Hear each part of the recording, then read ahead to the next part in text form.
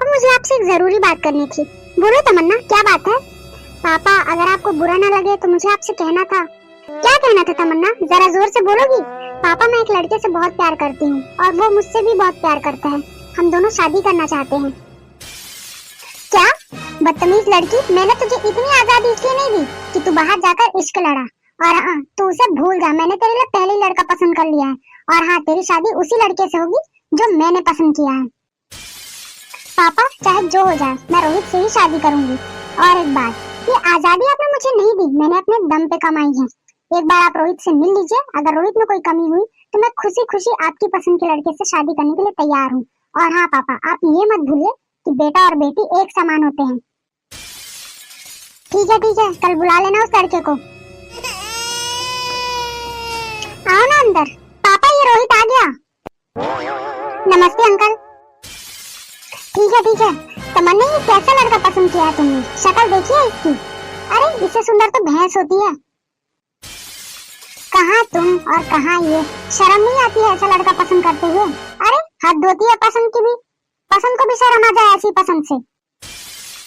पापा आप बस रोहित की शक्ल पे जा रहे हैं। एम्प्लॉय ऑफ द ईयर की ट्रॉफी है इसके पास, ईमानदार है और सबसे ज्यादा जरूरी बात, खुद से ज्यादा मुझसे प्यार करता है। अब बताइए आपको क्या लगता है, क्या आपको इससे अच्छा दामाद मिल सकता है कहीं? मुझे ये लड़का पसंद नहीं है तमन्ना, तुम्हें मेरी पसंद के लड़के से शादी करनी होगी, समझ आया तुम्हें? और हाँ, जितनी जल्दी हो सके तुम इस लड़के को भूल जाओ, वही तुम्हारे लिए अच्छा होगा। रोहित में खराबी क्या है पापा? सिर्फ इतना ना कि ये सांवला है। अरे आज के जमाने में कौन देखता है ये सब? आपको तो गर्व होना चाहिए कि आपकी बेटी ने हीरे जैसा लड़का खोजा है अपने लिए। तमन्ना मैंने कह दिया ना, तुम्हारी शादी इस लड़के से नहीं हो सकती है, मतलब नहीं हो सकती है। अब जाओ जाकर इस गंदगी को मेरे घर से दफा करो। पापा माँ नहीं है, इसलिए हमेशा आपने ही माँ और पापा को देखा है। जितना प्यार आपसे करती हूँ उतना ही प्यार मैं रोहित से भी करती हूँ। मैं जी नहीं पाऊंगी पापा रोहित के बिना। देखो तमन्ना, ये प्यार मोहब्बत कुछ नहीं होता है, 2 दिन की चांदनी है बस, उसके बाद तुम्हें पछतावे के सिवा कुछ नहीं मिलेगा। अंकल जी कसम है मुझे मेरे स्वर्गवासी माता पिता की, अगर कभी भी आपकी बेटी को पछताने का मौका दिया तो तमन्ना के सिवा मेरा इस दुनिया में कोई नहीं है। अगर आपने जबरदस्ती मुझसे मेरी तमन्ना को छीना तो मैं मर जाऊंगा। तमन्ना अगर तुमने इस लड़के से शादी की तो मुझसे बुरा कोई नहीं होगा। कमरे में जाओ, कल लड़के वाले आ रहे हैं और हाँ कल ही तुम्हारी सगाई है। पापा प्लीज ऐसा मत कीजिए। अंकल जी भरोसा कीजिए, मैं आपकी बेटी को हमेशा खुश रखूंगा, वादा करता हूँ। आपको कभी शिकायत का मौका नहीं मिलेगा। खबरदार, अगर मुझसे जुबान लड़ाया तो मुझसे बुरा कोई नहीं होगा। निकल जाओ मेरे घर से, दोबारा कभी भी अपनी मनुष्य शक्ल लेकर मेरे घर मत आना। मैंने कहा निकल जाओ मेरे घर से अभी इसी वक्त। मैंने कहा निकलो मेरे घर से। पापा आप ऐसे कैसे कर सकते हैं? बस तमन्ना बहुत हो गया, तू अंदर जा और हाँ कल तैयार रहना। बहू तमन्ना कहाँ है? सुबह से दिखाई नहीं दी। पापा जी वो तो कमरे में थी, नाश्ता करने भी नहीं आई। रहने दो बहू, उसके सर से उस रोहित के प्यार का भूत नहीं उतरा है ना। तुम खाने और नाश्ते की तैयारियां करो, थोड़ी देर में लड़के वाले आते होंगे। जी पापा जी। अच्छा पापा जी कितने लोग आ रहे हैं? बेटा बस घर घर के ही रहेंगे, ज्यादा नहीं रहेंगे, तो तुम घर के हिसाब से ही बना लेना। जी पापा जी। और बताइए बहन जी, आने में कोई तकलीफ तो नहीं हुई आप दोनों को? नहीं भाई साहब, हमें कोई परेशानी नहीं। आपके जान पहचान वाले इतने हैं कि किसी से भी पूछ लो, रास्ता तुरंत बता देते हैं। वैसे अंकल मैं ये कह रहा था, बेटा कमल अब अंकल नहीं पापा कहना सीखो, होने वाले दामाद हो तुम इस घर के। बहू चाय नाश्ता का इंतजाम करो जल्दी से जल्दी। जी पापा जी अभी लाई। चाय नाश्ता तो होता रहेगा भाई साहब, पहले हमारी तमन्ना को तो बुलाइए, जरा उससे तो मिल ले। जी बहन जी अभी बुलाता हूँ। बेटा गोविंद तमन्ना को बुला ला। जी पापा अभी बुलाया। पापा तमन्ना तो कमरे में नहीं है। कैसी बात कर रहा है तू गोविंद, यहीं कहीं होगी, ठीक से देख। पापा मैंने पूरा घर छान मारा है, तमन्ना कहीं नहीं है। अगर तमन्ना घर में नहीं है तो कहाँ है? तुमने उसकी सहेलियों से पता किया? हाँ पापा मैंने सब जगह पता किया, उसकी सहेलियों से, उसके ऑफिस में, यहाँ तक कि जहाँ घूमने जाती है वहाँ तक मैंने पता किया, जिस रेस्टोरेंट में जाती है वहाँ भी मैंने पता किया, लेकिन उसका कोई पता ही नहीं है। तो फिर कहाँ चली गई ये लड़की? मैं यहाँ हूँ पापा। लो जी ये तो नया ही तमाशा है। भाई साहब जब आपकी लड़की किसी और से शादी करना चाहती थी तो हमें यहाँ बुला के हमारा समय क्यों बर्बाद किया आपने? कमल चलो यहाँ से। ये क्या ड्रामा है तमन्ना?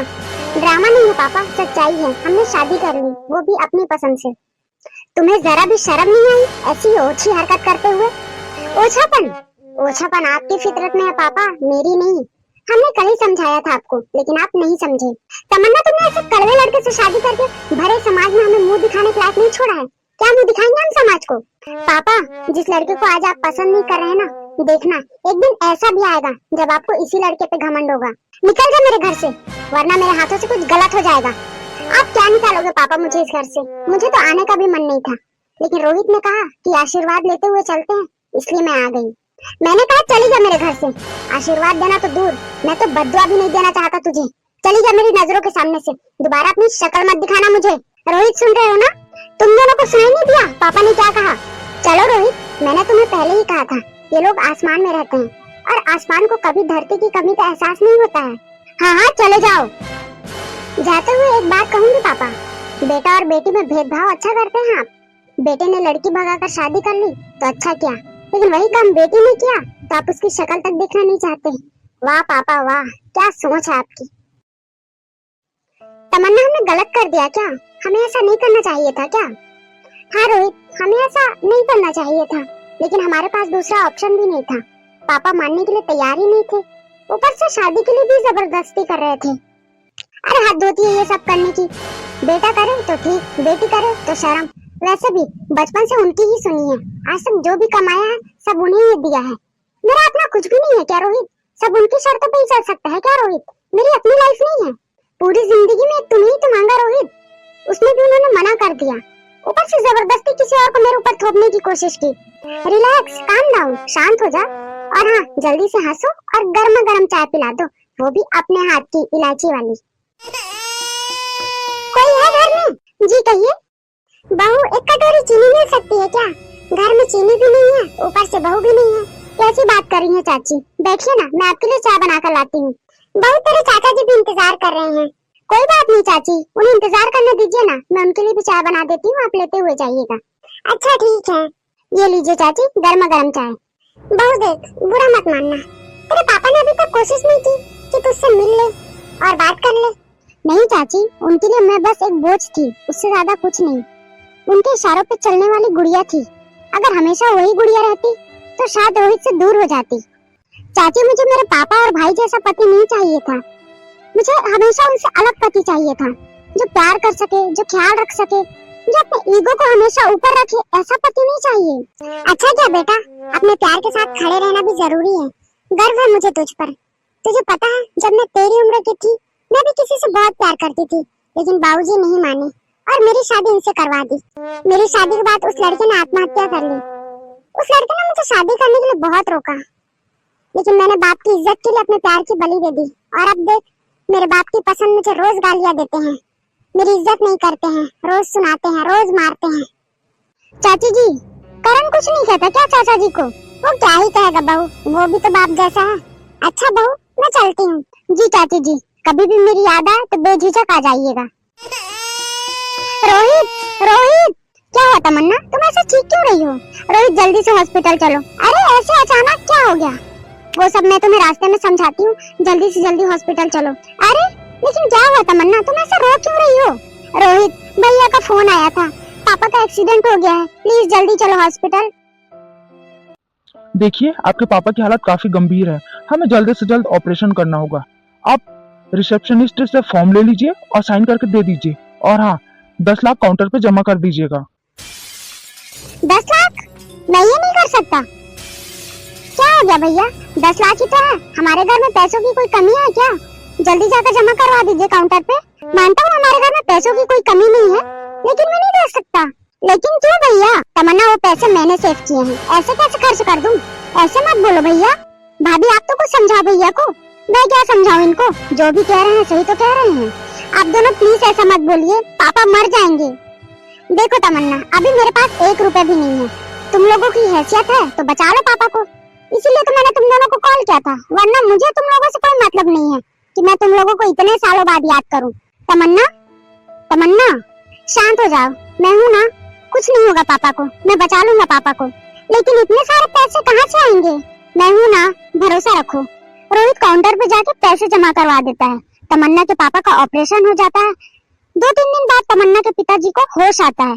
और देखिए आगे, मेरे बच्चे कहाँ हैं? पापा, आपको होश आ गया? पापा, पापा आप ठीक तो है ना पापा? मुझे तुम्हारी शक्ल भी नहीं देखनी है। मेरा बेटा बहू कहाँ है? और तुम यहाँ क्या कर रही हो? मुझे तुम्हारी ये मनुष्य शक्ल नहीं देखनी है। चलो जाओ तुम दोनों यहाँ से। पापा प्लीज ऐसा मत कहिए, प्लीज। तुम तो मेरे लिए 3 साल पहले ही मर गई थी जब तुमने इस आदमी से शादी की। चले जाओ तुम दोनों यहाँ से। डॉक्टर कृपया करके इन दोनों को यहाँ से निकालिए और मेरे बेटा बहू को यहाँ बुला दीजिए। किस बात का घमंड है पापा आपको? दौलत का या बेटे का? क्या कमी है इस आदमी में? सिर्फ यही कि ये काला है। काला होना पाप है क्या पापा? 27 साल आपके घर में थी, आप लोगों ने हमेशा मुझे डरा धमका कर रखा, कभी खुश होने नहीं दिया। लेकिन इस आदमी ने पूरे 3 साल मुझे अपने पलकों पे बैठा के रखा है। क्या ये हो पापा? डॉक्टर साहब मेरे बेटा बहू कहाँ है? चले गए आपके बेटा बहू? अरे जिस दिन आपका एक्सीडेंट हुआ, जिस दिन आप हॉस्पिटल में एडमिट हुए, उसी दिन वो लोग चले गए। इतना सा भी प्यार नहीं करते वो आपसे। जिस काले आदमी को आप पसंद नहीं करते हैं ना, आज उसी की वजह से आप जिंदा है। सुना आपने? 10 लाख जमा किए हैं इस काले आदमी ने आपकी जान बचाने के लिए। आपको पता है पाई पाई जोड़ता है ये आदमी, क्योंकि इसे हमारे घर जैसा घर चाहिए, वो भी मेरे लिए, क्योंकि मैं महलों में पली हूँ। छोटे घर में रहने की आदत नहीं है। मेरी खुशी के लिए इसने पाई पाई जोड़ा और सब आप पे खर्च कर दिए। और रही बात आपके बेटे की, वो धुन दबा के भाग गया पापा। जब 10 लाख जमा करने की बारी आई ना पापा, तो आपके बेटे ने कहा कि मेरे पास पैसे नहीं है फालतू खर्च के लिए। ये जो काला आदमी आपके सामने खड़ा है ना, इसने जमा किए। आपके लिए भले ही ये काला है, लेकिन मेरे लिए मेरा पति हीरा है। कुत्तों की तरह गालियां देते हैं आप इसको, लेकिन ये चुपचाप सुनता है। मेरे लिए आपसे भी उतना ही प्यार करती हूँ जितना इससे, इसलिए इसने आपकी जान बचाई। चलो रोहित, कसम है तुम्हें, अब जो कभी भी दुर्गा प्रसाद जी के पास मुझे लाए तो। वाकई में दुर्गा प्रसाद जी, अपने दामाद के रूप में बेटा पाया है। आपका खुद का बेटा भाग गया, लेकिन आपके दामाद ने न सिर्फ पैसे भरे, बल्कि पूरे दिन 2 पलक तक नहीं झपकाया। अरे मैं तो देखता रह गया कि दुनिया में ऐसे लोग भी रहते हैं जो अपने ससुर की इतनी सेवा करते हैं, इतनी चिंता करते हैं, उसके लिए अपनी जमा पूंजी खर्च करते हैं। रोहित मुझे माफ कर दो बेटा, मैं बहुत शर्मिंदा हूँ। अब पछता चुका है पापा, जब चिड़िया चुग गई खेत। चलो रोहित